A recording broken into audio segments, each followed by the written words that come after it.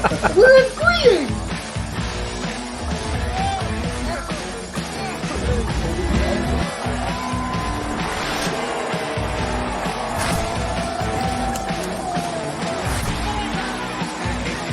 Himself cleaned up.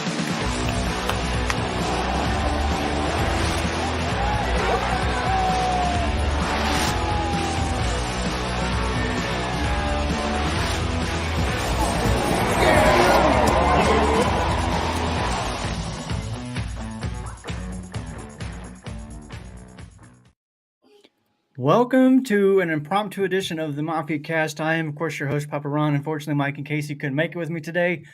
I guess there's some kind of, I don't know, big storm or something going on up there in Western New York that they're dealing with. But we brought on my daughter Ashley and her Steelers fan husband, my son-in-law Dawson. How you guys doing? Good. Just waiting for the game. They live in Florida for in case nobody knew that. So they don't get any snow. In fact, I don't know if you guys have seen snow there since you moved there. But I saw snow when I visited.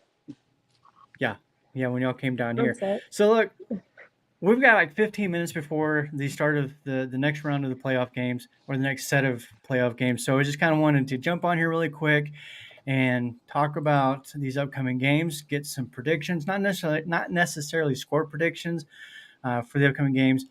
I am going to get a score prediction for the Bills-Pittsburgh game from you guys, but as far as the other ones, I just want to know who you've got winning those games, and we'll talk a little bit about it. Before we get into that, though, it's Bills versus Steelers, and Dawson, I know you've got some thoughts on this, so we'll start with you. What are you expecting in this game? Not expecting anything too great. I think they definitely have a chance to run the ball and win that game that way, but I'm not certainly looking for them to, blow them out of the water. Kind of playing with house money. They probably shouldn't be in the playoffs right now, so I'm just here for the ride. If they win, they win, and if not, then that's kind of expected. So, but the chances definitely aren't zero. If I had to pick a score, I'm going to go probably Bills 16, Steelers 10. Keep it low scoring, fairly close. 16-10. That is a low scoring. That's giving your defense some credit, though, even without T.J. Watt. How much do you think that's going to affect the defense as a whole? Probably quite a bit, but they still have a pretty deep pass rush rotation. They get Minka Fitzpatrick back this week, too. So they've got some guys that can rush the passer and some help in the secondary. It's definitely going to help them out a little bit, if the Bills do end up throwing the ball. But the elements, it's going to be snowy, probably. I can't imagine either team kind of blowing the doors off. So 16-10 sounds pretty good to me. Yeah, really quick, can you guys scoot into the speaker a little bit because it is sounding a little. Yeah, the last thing I heard as far as the weather goes is they weren't expecting a whole lot of as far as the snow, but it's going to be cold from what I hear. It's like 0 degrees, negatives with the wind chill, and I don't know that. I mean, personally, I would have loved to have the wind and snow because I don't think Mason Rudolph has the arm to handle that. Yeah.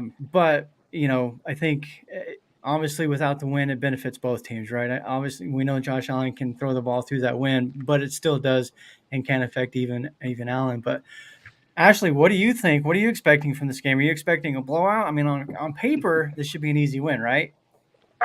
There's no easy win for the Bills, unfortunately.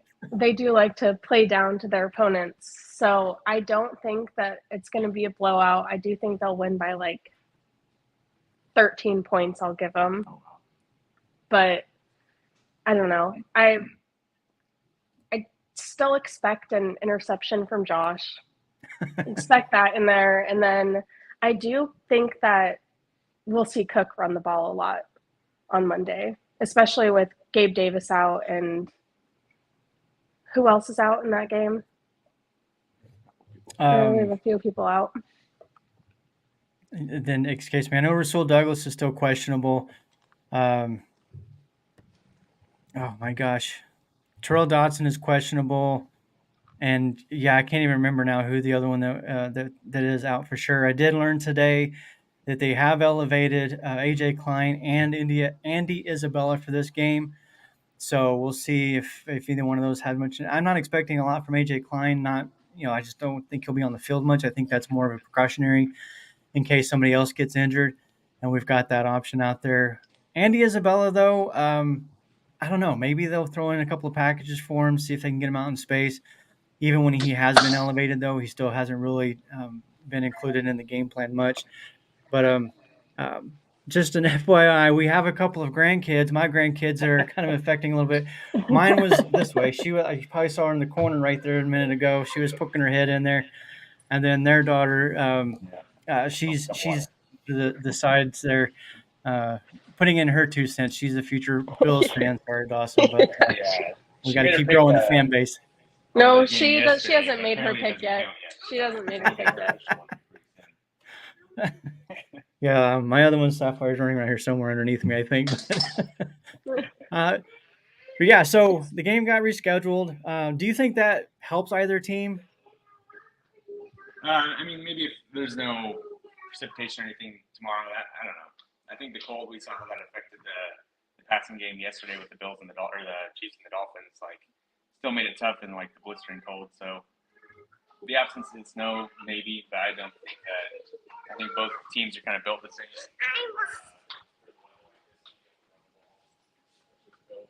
I lost you. I can't hear you. It's only coming through your thing. Oh, it looks like we lost him for just a moment, but that's okay. Oh, are you guys back? Are you good? Can you Yeah. hear me? Okay. Yeah, your screen went blank for a second there. Yes, I'm just going to join the show apparently. Yeah, so the game gets moved. Everything looks like it's good for tomorrow. We have a couple of games coming up today. Well, before I get into that, though, I did get a score prediction from Dawson. Ashley, what's your score prediction for the Bills Steelers? I'm gonna go. I did say 13, but I think I'm gonna go 21-10. 21-10. That's Buffalo, what did I say the other day? obviously. I have Yeah, no idea. Of course. I think I said 23-13 or 24-13, something like that. I don't remember now, but all right, we've got a game coming up here in about 8 minutes. I don't even remember which game this is. Let's look it up really quick. So this one's going to be the Cowboys and Packers game. Ashley, I'll start with you on this one. Who's winning that game and why? I want it to be the Packers just because I have a weird thing with the Cowboys right now, but I do think since it's home field advantage for the Cowboys, right? Yeah. I think Cowboys got that game. They're still undefeated at home this season, and I don't think that's going to change. Yeah, I would agree with that. Dawson, what do you got? I'm going Packers of the Cowboys. Packers have the Cowboys number in the playoffs the last several meetings, even different quarterback. I still think the Cowboys are going to continue to Cowboy. I'm taking the Packers on the road in an upset. Ooh. I wouldn't hurt my feelings, honestly.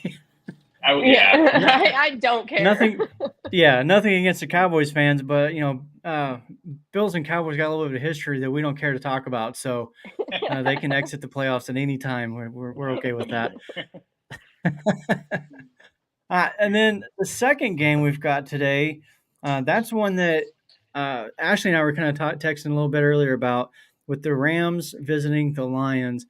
And well, I guess I'm kind of split between my mind and my heart on this, because I do want the Lions to win. I just have this feeling that they're just not quite ready for the big time yet. This is their first playoff game in decades. I think the last time they won a playoff game was, I want to say 92, 93, something like that. So, and the Rams, they are a veteran team for the most part, and they've got a dynamic duo and their receivers with Puka Nacua and Cooper Kupp, and Matthew Stafford is still Matthew Stafford. So I've got the Rams kind of, I guess, in an upset a little bit of that one. I don't know what the point spread is on it. Looks like Detroit by 3. And they typically give 3 points to the home team right off the bat. So this is kind of a 50-50 toss-up. Dawson, I'll start with you on this one. Yeah, I've been thinking about this one. So as much as I would like to see Detroit, win out or end that drought, like you said, the Rams just have too many weapons on offense. They're proven winners. The Lions are a new team in the playoffs. I'm probably gonna take the Rams in this one. Probably be a pretty close one, but yeah, I'll take the Rams. Yeah, It's two I'm gonna two go for with the my Rams. heart, man. Yeah. I'm going with the Lions. I really like the Lions. I think Yeah. there's a lot of weird history with the Lions and Stafford. He played for Detroit, right? Yeah.